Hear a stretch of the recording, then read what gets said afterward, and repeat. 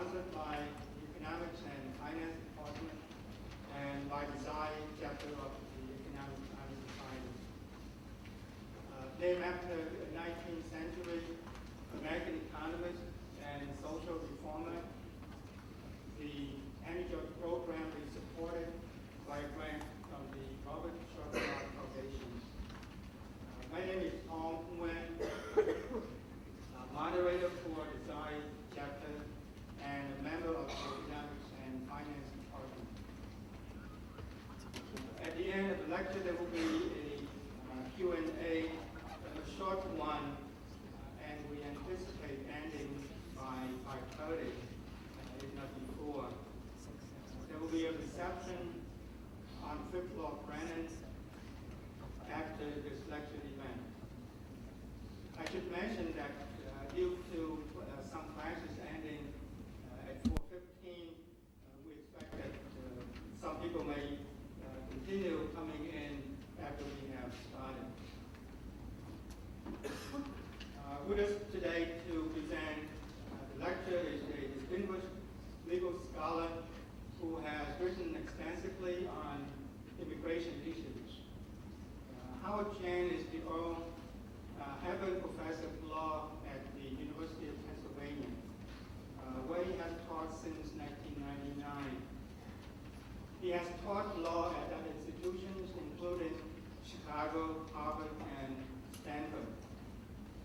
In addition to a law degree from Harvard, Professor Chang is also a holder of a Ph.D. in economics from MIT and an MA in public affairs from Princeton.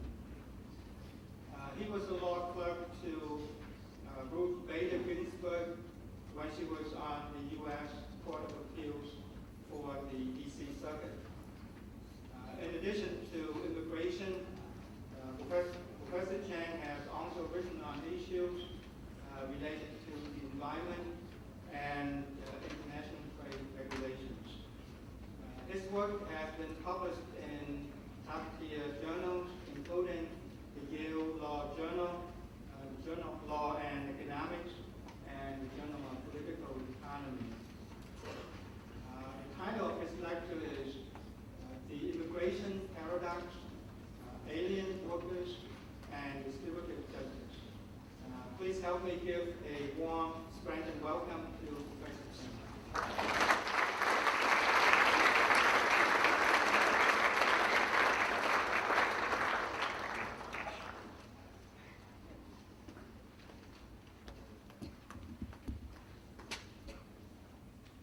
Thank you. First, I would like to thank Hong Nguyen and all of my hosts for inviting me here to speak, and especially to speak on immigration, which I think is a subject that urgently demands our attention. With the number of unauthorized immigrants living among us in the United States, now estimated to be about 12 million, it seems apparent that we need immigration reform. The country, however, is bitterly divided over what we must do. For those that advocate comprehensive immigration reform, the changes in our immigration laws must include expanded opportunities for relatively unskilled alien workers to gain legal access to our labor markets. For the economist, the international migration of workers is one facet of globalization, which economists understand to mean the development of a global common market. That is our evolution toward a world economy that is integrated across national boundaries. Our progress in this direction has been especially dramatic in the international trade in goods. Economists generally welcome this development, prescribing free trade as the regime that maximizes global economic welfare. Economists also recommend liberalized trade as a policy that is likely to produce gains for each national economy. Economists also recognize that the same theory that applies to goods also applies to international trade in other markets. Nations can gain not only through the free movement of goods across national boundaries, but also the free movement of labor across national boundaries. The basic intuition for this result derives from the gains from international trade in the labor market. We would expect labor to migrate from low-wage countries to high-wage countries in pursuit of higher wages. And as a result of that migration, world output rises. Higher wages in the host country imply that the marginal product of labor is higher there than in the source country. That is, higher wages for the same worker means that the worker produces more value in the host country than in the source country. Labor migration generally leads to net gains in wealth for the world as a whole because labor flows to the country where it has the higher value use. For this reason, economic theory raises a presumption in favor of the free movement of labor. Migration restrictions distort the global labor market, producing a misallocation of labor among countries, thereby wasting human resources and creating unnecessary poverty in labor-abundant countries. The larger the inequality in wages between countries, the larger the distortion of global labor markets caused by migration restrictions, and the larger the economic gains from liberalizing labor migration. Given the degree of wage inequality in the world today, it should be apparent that the gains from liberalized migration are huge. In fact, some economists have attempted to estimate the gains that the world could enjoy by liberalizing migration. For example, using data from 1977, Bob Hamilton and John Wally analyzed what would happen if we were to eliminate all barriers to migration. And they produced a range of estimates based on various assumptions about critical parameters, but all of their estimates suggest that the potential gains are enormous.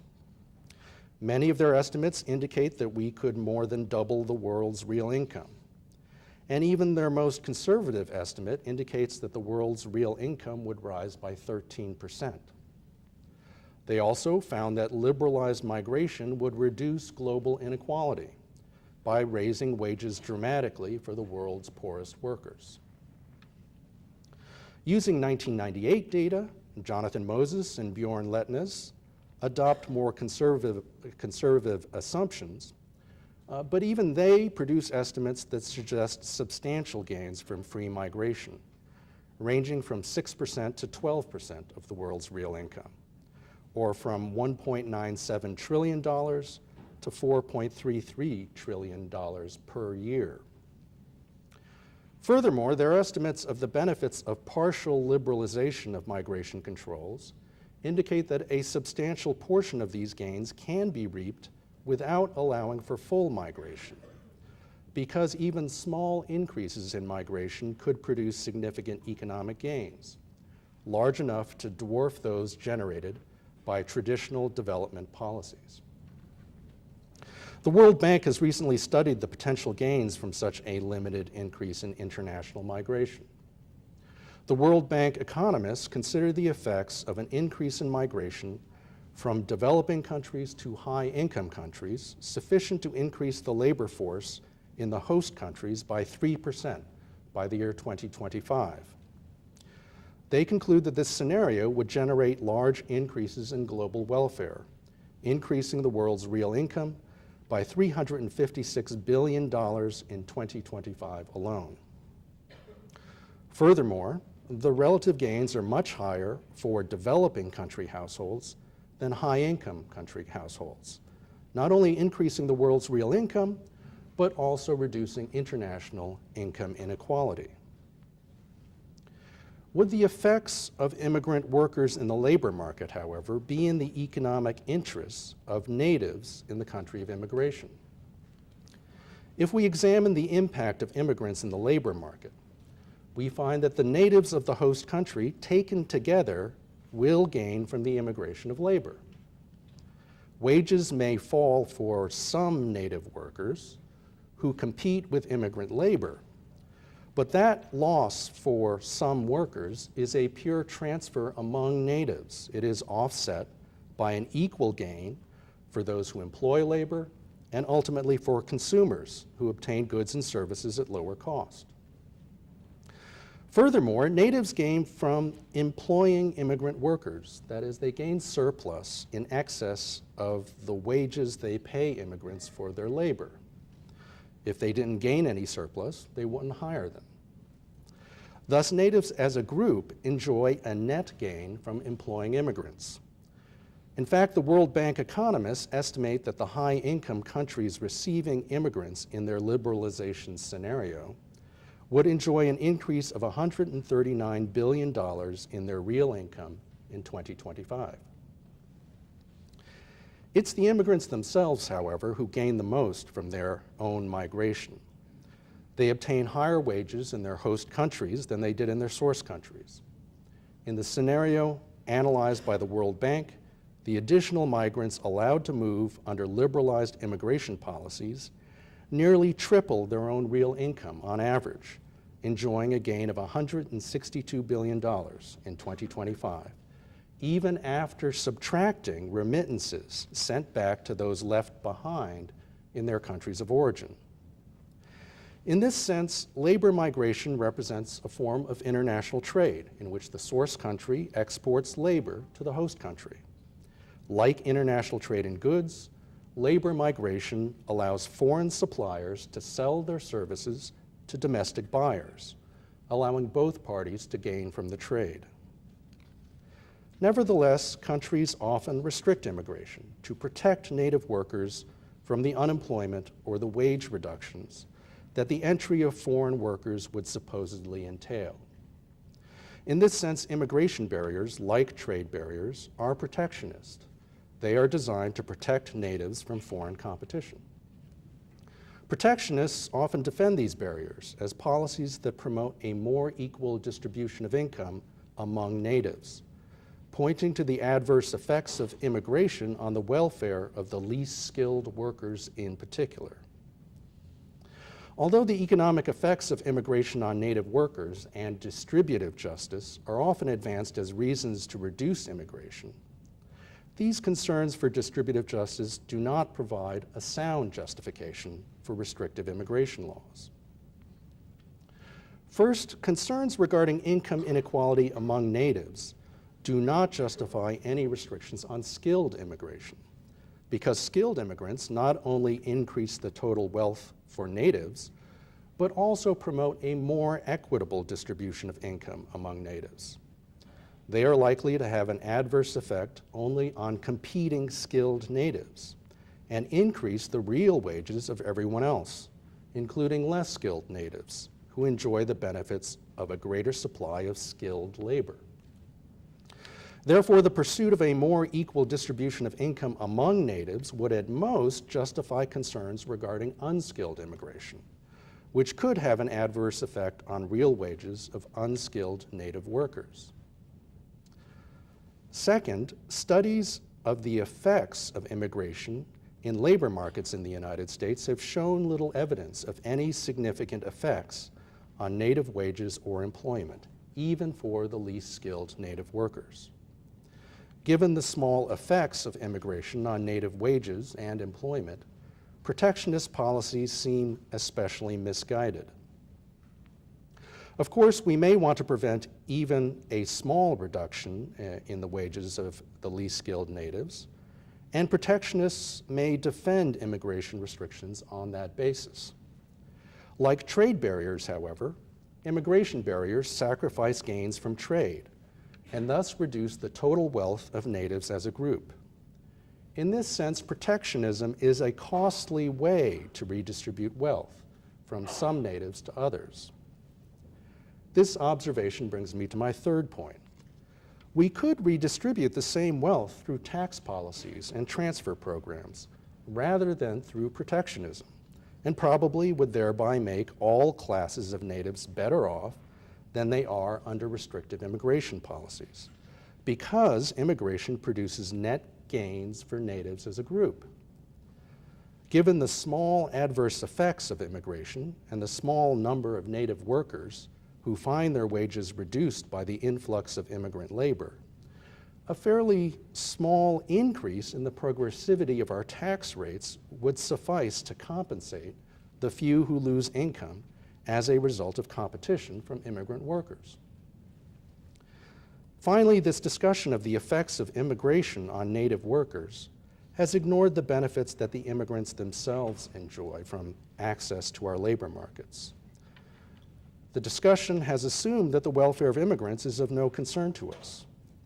Once we give any weight at all to the interests of those born outside our borders, then we have yet another reason to liberalize immigration.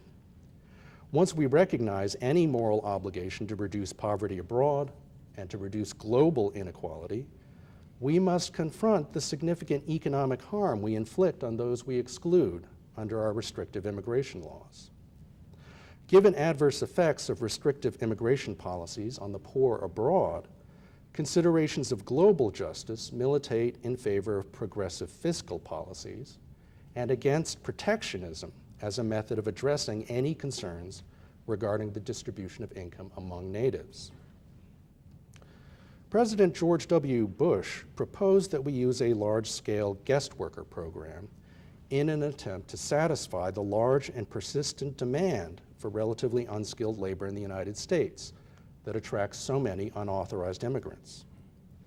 In fact, both the reform bill passed by the Senate in 2006 and the compromise bill considered by the Senate in 2007 would have created such programs. That is, recent reform proposals in Congress would have brought relatively unskilled alien workers into the United States on non-immigrant visas rather than on immigrant visas or green cards. From the perspective of the economic interest of natives, guest worker programs may be an optimal response to concerns regarding the impact of relatively unskilled alien workers on the public treasury. Through such programs, natives enjoy the benefits of these workers in the labor market, but they do not bear the fiscal burden of providing the full set of public benefits that these workers would receive if they had ready access to permanent residence and ultimately citizenship.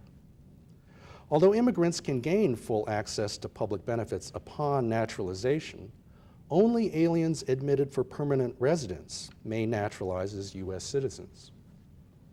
Alien workers admitted on non-immigrant visas are not admitted as permanent residents and are thus not eligible for most public entitlements and are not eligible to naturalize. Our laws generally exclude not only unauthorized immigrants, but also non-immigrants, including temporary workers, from a broad range of public benefits. With only narrow exceptions, these aliens are ineligible for any federal public benefit. Because guest worker programs can give relatively unskilled aliens access to our labor markets without necessarily providing full access to the benefits provided to citizens, these programs may allow the most liberal admissions policies possible for these aliens without imposing a fiscal burden on natives. From the perspective of the interest of the aliens, or from the perspective of liberal principles of justice, however, the ideal policy would provide the option of permanent residence and access to citizenship. Liberal egalitarian ideals would treat these alien workers as equals, entitled to access to citizenship and the full set of public benefits provided to citizens. This perspective suggests that if we admit workers to our labor market, then we must extend the benefits of full membership to them as well. From this perspective, by admitting unskilled workers, we make them objects of our concern and thus worthy recipients of the full set of benefits that we provide to natives. The political theorist Michael Walzer takes such a position, claiming that a society that relies on guest worker programs to meet its labor needs is a little tyranny. According to Walzer, guest workers are ruled by a band of citizen tyrants. Walzer argues that the disenfranchisement of guest workers violates the principle of political justice in a democratic state. As Walzer states the principle, men and women are either subject to the state's authority or they are not, and if they are subject, they must be given a say, and ultimately an equal say, in what that authority does. Yet Walser also claims that national governments should have a relatively free hand in restricting immigration. Can Walser really mean it when he says that all those subject to the state's authority must be given a say in what that authority does, given his views on immigration policy? What about prospective immigrants who seek to enter the United States? Aren't they subject to the state's authority, specifically the state's authority to regulate immigration? Doesn't the principle of political justice, stated by Walser, imply that the prospective immigrant must be given a say in what that authority does, including that authority's restrictions on immigration? Yet Walser also claims that national governments should be free to restrict immigration, free of the principles of distributive justice he would apply among citizens. In such a moral framework, the immigration of relatively unskilled workers poses a fundamental problem for liberals. Ready access to citizenship and all public benefits for a large number of relatively unskilled immigrants would probably prove to be costly for the public treasury.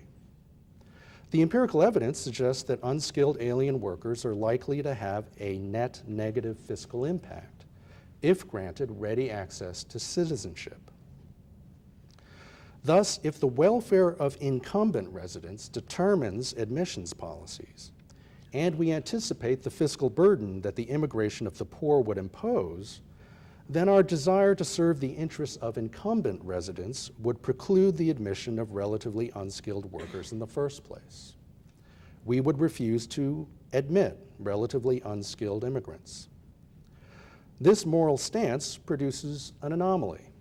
Our commitment to treat these workers as equals once admitted would cut against their admission and thereby make them worse off than they would be if we rejected such a commitment.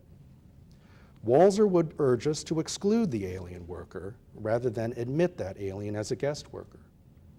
But why should we choose the alternative of exclusion, which makes the excluded alien even worse off than the alternative of a guest worker program? By agreeing to obligations of distributive justice toward them if admitted, we harm them. These aliens would be better off if we agreed never to care about their welfare and never to treat them as equals. If concern for the welfare of poor immigrants motivates generous fiscal policies toward them, then it seems perverse to cite these policies as a reason to exclude the very immigrants whose welfare we would seek to improve through these public benefits. This moral stance is unsatisfactory from the perspective of human welfare.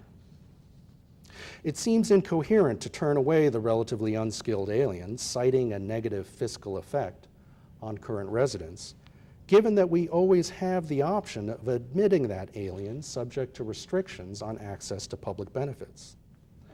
This less restrictive alternative would improve the welfare of both the alien and current residents compared to the alternative of exclusion. This admission would also transform the alien into a resident, however. And if we care about the welfare of all residents, then the same distributive concerns that justify generous policies for other poor residents would apply to the poor immigrant as well. This paradox lies at the heart of immigration policy. A commitment to treat the immigrant as an equal can backfire against the alien seeking to immigrate, because the immigrant's access to this equal concern does not arise unless we admit the immigrant. If the act of admission triggers obligations of justice, then we can avoid these obligations by choosing to exclude. Indeed, if admissions policies are supposed to serve the interests of only incumbent residents, then we would be obliged to exclude relatively unskilled alien workers. This stance begs the question of whether we can legitimately base admission policies on the interests of incumbent residents alone. Unless the admission decision itself also respects the alien as an equal, the result is perverse. Thus, the source of the immigration paradox is the contingent nature of the obligation to treat the alien as an equal. The problem is inherent in making obligations of justice contingent on admission. We cannot begin our normative analysis by assuming that we don't admit the alien in question. If we make obligations of justice contingent on whether we admit the alien in the first place, then our normative framework becomes a function of our immigration policies and cannot provide an independent standard that we can use to evaluate those policies. We can avoid the immigration paradox if we adopt a normative criterion that is independent of our policy choices. Two options present themselves. First, we could favor the interest of natives and discount the interests of immigrants. This nativist perspective suggests guest worker programs as the optimal admissions policy for relatively unskilled aliens. Second, we can adopt a cosmopolitan perspective that extends equal concern to all individuals, including aliens. Either alternative provides a criterion that is independent of our admissions policies and thus avoids the circularity that underlies the immigration paradox. Only the cosmopolitan perspective, however, is consistent with liberal egalitarian ideals. Only that perspective offers a satisfactory framework for the evaluation of our immigration policies under a liberal egalitarian theory of justice. After all, immigration restrictions discriminate against individuals based on their alienage. Most aliens are born aliens because our nationality laws deem them to be aliens based on immutable characteristics, including the geographic location of their birth, that is, national origin, and the citizenship of their parents at the time of their birth. For a liberal society that declares that all men are created equal, this discrimination, based explicitly on circumstances of birth, is at odds with ideal principles of social justice. Immigration restrictions keep disadvantaged groups of people in conditions of poverty and deprives them of equal access to important economic opportunities. In this sense, immigration restrictions are much like laws mandating residential segregation or employment discrimination in the domestic context. When it comes to racial segregation in the domestic context, we condemn segregation for keeping disadvantaged groups in an underclass, cut off from valuable social and economic opportunities.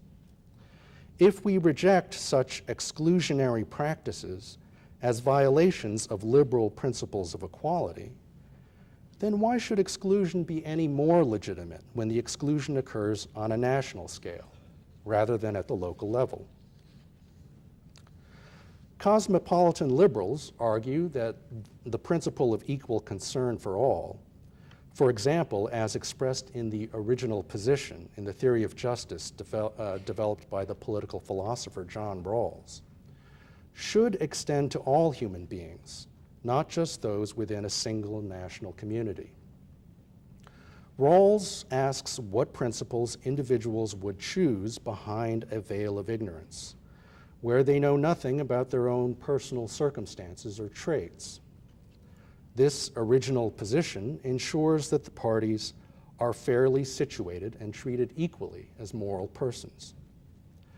The political theorist Joseph Cairns addresses the issue of immigration restrictions in particular as a question of social justice, using a global interpretation of Rawls's original position, in which individuals do not know their countries of birth. And Cairns concludes that we have an obligation to open our borders much more fully than we do now. Equal concern for all individuals, including aliens, would imply not only more generous fiscal policies, but also more liberal admission policies for relatively unskilled workers than the nativist perspective would suggest.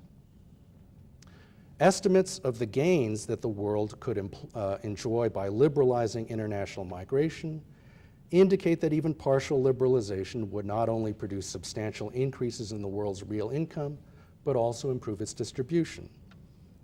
If we begin with equal concern for all persons, then immigration barriers are morally suspect and demand justification. After all, immigration restrictions discriminate against aliens based on their national origin, which would appear to be a trait that Rawls should deem arbitrary from a moral point of view. Some political philosophers, however, challenge the cosmopolitan premise that aliens are as entitled to distributive justice under our laws as natives are. Michael Blake, for example, defends distinct principles of distributive justice applicable only within the national context, where individuals share liability to the coercive power of the state. Yet we exclude prospective immigrants through the threat of force applied by the state. And aliens may demand that we justify this coercive exclusion within a framework of equal concern for all persons. Blake claims that the justification we owe to a prospective member of our society would be significantly different from that offered to a present member for the web of legal coercion within which she currently lives. But his claim begs the question, why should the prospective immigrant accept a justification for our immigration laws that does not offer the alien the equal concern embodied in the Rawlsian original position, including a concern for relative deprivation? Why should we limit this concern for relative deprivation to those currently living within our web of legal coercion? If the claim is that prospective immigrants are burdened in only a minor way by our immigration laws, which therefore require little justification, then this empirical claim is questionable, given the significant harm suffered by those excluded from our labor market. Although prospective immigrants do not currently live under all our laws, this fact merely changes the law in question that requires justification. It should not change what counts as a justification. Even if we grant Blake's claim that one must live within our web of coercive laws to be entitled to a concern for relative deprivation, we must extend such concern to the unauthorized immigrant, who also lives within this pervasive web. Yet it seems perverse and unfair to give the unauthorized immigrant a right to distributive justice that we do not extend to the prospective immigrant, who obediently complies with our immigration laws. On the other hand, if we cite the unauthorized immigrant's violation of our immigration laws as the reason to deny that immigrant a right to distributive justice, then how are we to respond to that immigrant's demand that we justify those immigration laws first? The philosopher Thomas Nagel suggests that the objection to arbitrary inequalities arises only among fellow participants in a collective enterprise of coercively imposed legal and political institutions. Nagel stresses that we are putative joint authors of the coercively imposed system. But his reasoning would seem to prove too much. Consider a society that permits slavery. Suppose that it seeks to defend its laws by noting that the slaves do not participate in that society's collective enterprise of self-governance and are thus not putative joint authors of the coercively imposed system. If we reject the proposed defense of slavery on the ground that the exclusion of slaves from political participation is unjust, then we beg the question of whether restrictive immigration laws are also unjust. That is, before we cite participation in self-governance as a basis for the right to distributive justice, we must first demonstrate that the restrictions we impose on that participation, including immigration restrictions, are themselves justified. Nagel attempts to distinguish immigrants from natives on the ground that immigrants seek to associate with us voluntarily, whereas natives are born into our society and have no choice. The political philosopher Joseph Heath draws a similar distinction, arguing that involuntarily incurred obligations must meet a much higher standard in order to be considered binding. These suggestions seem to turn liberalism on its head, insofar as they entitle natives in rich countries to advantages based on immutable circumstances of birth. These claims seem to fly in the face of reality when those born in rich countries cite the circumstances of their birth as if it were some sort of disadvantage, justifying privileges not extended to those born in poor countries, who seek to move voluntarily into those rich countries. After all, those born in poor countries involuntarily incur poverty and the legal obligation to comply with the immigration laws of rich countries. A view more sensitive to social, legal, and economic realities would recognize the claims of prospective immigrants based on all the burdens they have involuntarily incurred. The claims advanced by Nagel and Heath assume that natives are not free to emigrate, and therefore they reside involuntarily in their country of origin.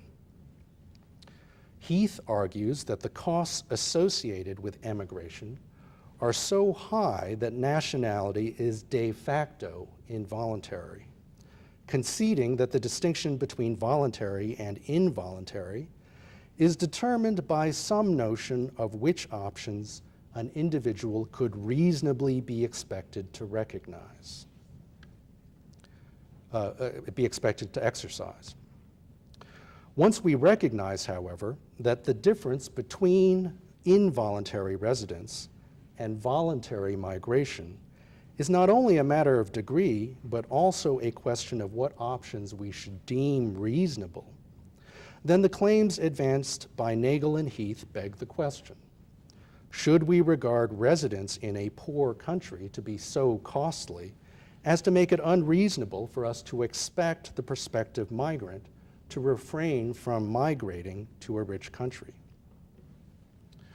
My claim is that liberal ideals would require our immigration policies to extend equal concern to all those affected, just as our laws in the domestic context should be based on equal concern. This equal concern should include a concern for relative deprivation and for fairness in the distribution of social and economic goods and opportunities. I argue that attempts by some political theorists and philosophers to distinguish immigration policies from laws in the domestic context in this regard are all ultimately question-begging. I conclude that considerations of distributive justice suggest that liberal states should seek to liberalize their immigration policies, thereby reducing global inequalities in economic opportunity.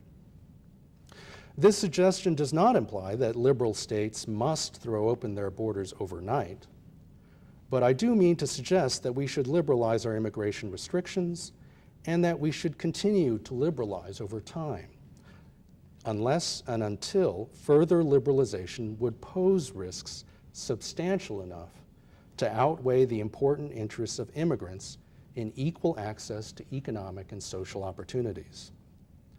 It is incumbent upon all liberal states to pursue such reforms if they are to remain faithful to the egalitarian ideals that they espouse. The problem with the cosmopolitan escape from the immigration paradox is the failure of most citizens to adopt such a cosmopolitan perspective.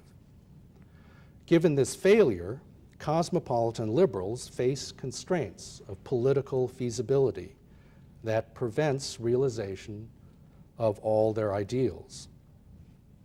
As a matter of political reality, the interests of citizens have in fact played the dominant role in the public debate over immigration policies. This feature of the real world may impose a constraint on the set of policy alternatives open to us as a practical matter. The cosmopolitan liberal would prefer that aliens have access to both our labor market and to public benefits and citizenship. As a matter of political reality, however, citizens are unlikely to admit aliens under those generous conditions in the numbers that cosmopolitan ideals would require, given the fiscal burden that those liberal policies would entail. As long as citizens are reluctant to bear the fiscal burdens that cosmopolitan liberalism would impose, they are likely to restrict access to permanent residence. Given these constraints, cosmopolitan liberals face a trade-off: significantly liberalized access to our labor markets for unskilled alien workers will likely require some restrictions on alien access to public benefits and to citizenship to have a realistic chance of enactment. Under these circumstances, guest worker programs may represent the only alternative to exclusion for many aliens. Well, how should we design a guest worker program with all these considerations in mind? Past programs, including the Bracero program, tied each guest worker to a specific employer. Guest worker programs, however, don't have to limit the worker's mobility in this way. Freedom to leave an employer and to take employment elsewhere would give workers greater power to assert their rights against employers and thus prevent abuses, without destroying the economic gains that natives enjoy from employing alien workers. In fact, the bill passed by the Senate in 2006 would have allowed guest workers to change employers. The portability of the guest worker's visa allowed the bill to win the support of Hispanic groups like La Raza. An ideal program would offer the guest worker full mobility, including the ability to move freely among various sectors of the economy. Complete mobility, not only among different employers, but also among different sectors of the U.S. economy, would give workers full freedom to change jobs and to obtain the highest wages and best working conditions available. This mobility would be best not only for the guest worker, but also for the efficiency of the labor market, because it would allow the supply of labor to shift among sectors in response to changing market demand. Once guest workers are free to seek any job in the United States, then all sectors of the U.S. economy can benefit from hiring them. Critics of guest worker programs commonly complain that guest workers often prefer to stay permanently, and that it can be difficult to ensure that these workers leave. One response is to make sure that a new guest worker program has better incentives for workers to return home. Perhaps the United States government could withhold a fraction of their wages to be paid only once the guest worker returns to the home country. We could also accommodate the desire of guest workers to remain by lifting restrictions on the duration of a guest worker's residence and employment in the United States. As long as we restrict their access to public benefits, they seem unlikely to impose a net fiscal burden on the public treasury. Thus, we could allow guest workers to renew their non-immigrant visa and stay as long as they wish. Such a program, however, raises the prospect of de facto permanent residence, with only restricted access to citizenship and to public benefits. To better reflect democratic ideals, we could offer a path to citizenship for guest workers who compile a record of employment and avoid criminal activity. For example, the bill passed by the Senate in 2006 would have given guest workers the opportunity to earn a path to permanent status and ultimately citizenship. Thus, admission as a guest worker need not entail permanent status as an alien. But would access to citizenship for low-skilled workers raise the prospect of a fiscal burden, which after all inspired the suggestion of a guest worker proposal in the first place? Well, not necessarily. By requiring guest workers to spend some years in non-immigrant status first, we delay their access to the full set of public benefits that we provide to citizens. This delay itself would improve the fiscal impact of each low-skilled immigrant. The longer the delay, the greater the improvement in the immigrant's fiscal impact. Empirical evidence indicates that we could allow even a relatively unskilled immigrant to naturalize without imposing a net fiscal burden if a sufficient period of alienage with limited access to public benefits has passed. We could also require guest workers to have paid a sufficient amount in taxes before they could adjust their status to ensure that those who adjust status are likely to have a net positive fiscal impact. In reality, access to citizenship is a matter of degree. Guest workers might have the opportunity to adjust status only after a short period of residence or only after a long period. We might demand a long work history and a large amount of taxes paid, or we could impose less stringent requirements. We could choose any point along this continuum to satisfy critics concerned about the fiscal impact of low-skilled immigrants or the political impact of their naturalization and participation in the electorate. In fact, the 2007 bill considered by Congress would have given guest workers the opportunity to apply for permanent residence through a points system and would have awarded some points for years of U.S. work experience. By adjusting the points awarded for work experience as a guest worker, or by awarding points for taxes paid, and by adjusting the total number of immigrant visas issued, we can adjust the guest worker's prospects for permanent residence and the number of years that a guest worker could expect to wait to adjust status. From a cosmopolitan perspective that extends equal concern to aliens and natives, expanded guest worker programs would represent an improvement over the status quo alternative of exclusion. Therefore, cosmopolitan liberals should support liberalizing reforms that include guest worker programs, even while seeking the broadest rights possible for aliens within the constraints of political feasibility. While it would be a mistake to pretend that this compromise is ideal from a liberal egalitarian perspective, it would also be a mistake to sacrifice worthwhile reforms because they fall short of the ideal. Thank you.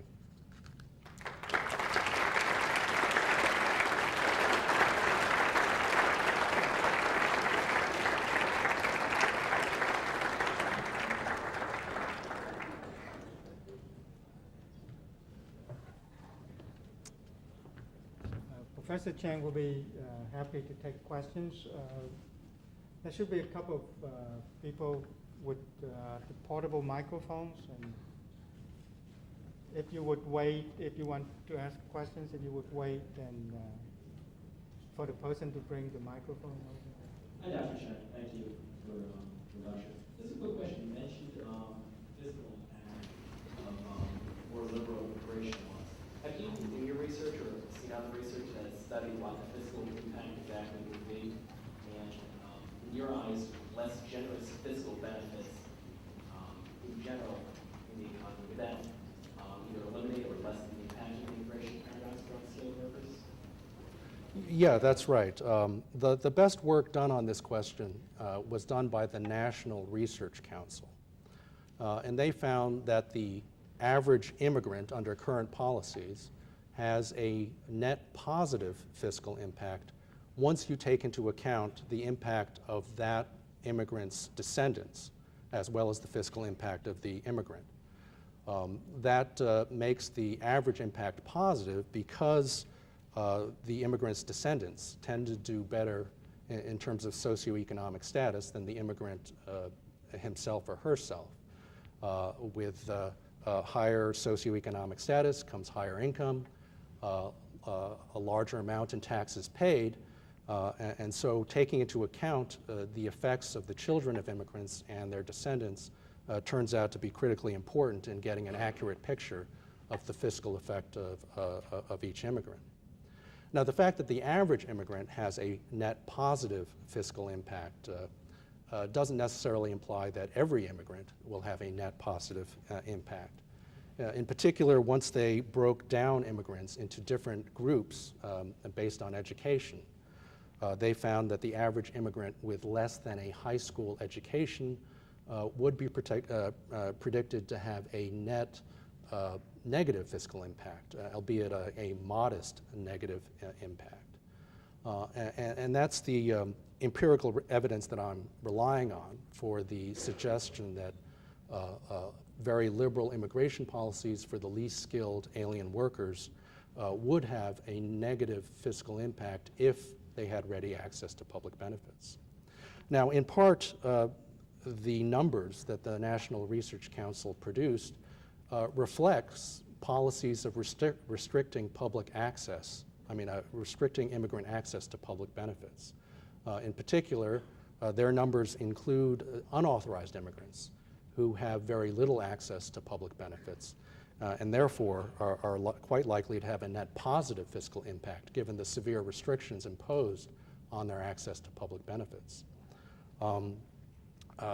Their numbers, however, were based on data before 1996. In 1996, Congress adopted still more severe restrictions on immigrant access to public benefits, so it's likely that the numbers the National Research Council came up with actually understate the fiscal benefits of immigration. But I think it is clear that one response you can take towards the threat of a fiscal burden is not to restrict admission, but instead to restrict access to the public benefits to the extent that that is the concern.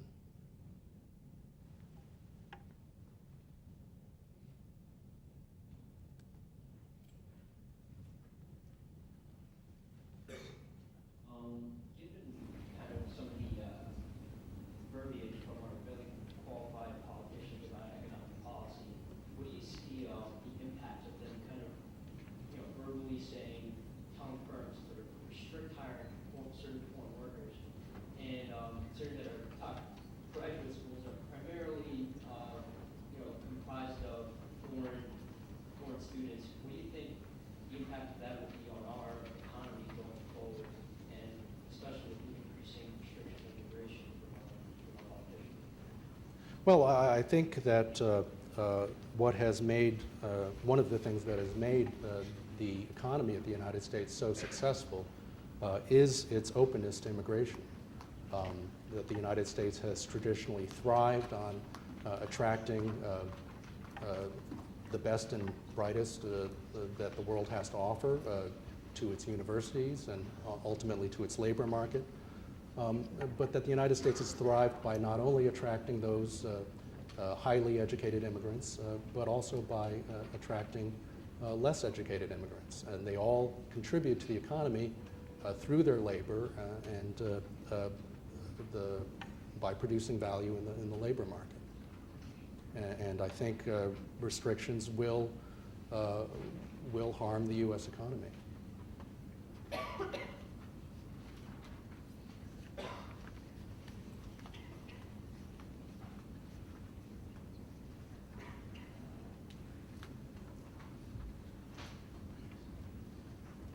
Thank you for your presentation. Just a point of clarity. Is it a statement of fact that illegal immigrants are usually non-skilled?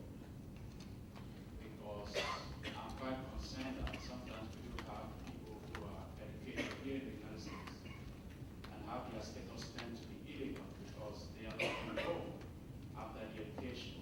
So is it a statement of fact that usually illegal immigrants are non-skilled people in society? Well, you're referring to unauthorized immigrants. They are disproportionately less skilled compared to legal immigrants or compared to the native population. Now, that's not to say most of them are of low skill, but I believe the numbers are Perhaps something approaching half of them have less than a high school education. And this reflects our immigration policies, of course. We make it relatively easy to immigrate if you are skilled and have many years of education. We make it quite difficult to immigrate if you have less education.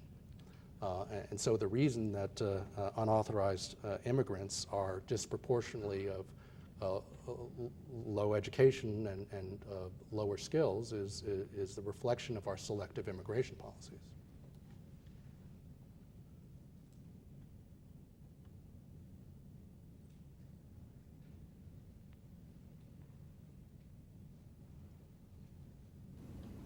If I understand your proposal, you're suggesting limiting access to public services for alien workers to this country. Are you speaking about health services? Are you speaking about access to public schools? Are you speaking of all public services? Well, what I had in mind are the sort of policies we already have in place that restrict access to certain public benefits for those on non-immigrant visas or those who are unauthorized immigrants. That doesn't include public schools. Even unauthorized immigrants have a right to attend public schools, and I think that's a good policy, given that most unauthorized immigrants will remain in our society. It's in our interest to see that they are educated. The same thing goes for certain health care services. It's important for public health purposes to see that everybody's immunized, that everybody receives treatment for communicable diseases. There are sound public health reasons for providing access to health services to everybody. Unfortunately, we restrict access for some health services that I think would be even in the interests of natives to provide to all immigrants. That would include prenatal care, for example, which would probably prevent more costly health problems later than the prenatal care itself would cost.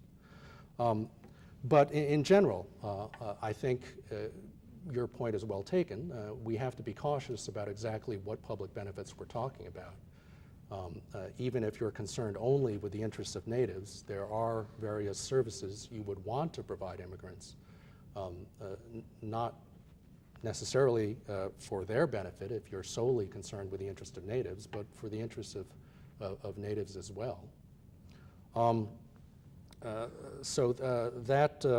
That said, it's, I think, perhaps going to be critical that some sort of restriction on public benefits be imposed for at least some time if we're going to get a liberal enough policy to help large numbers of relatively unskilled alien workers.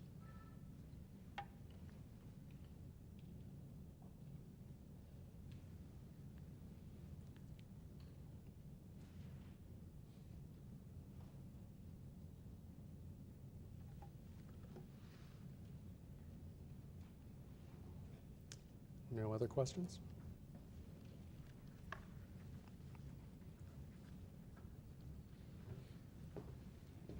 So on behalf of the University of Scranton, I'd like to thank Professor Chang for having delivered a wonderful lecture.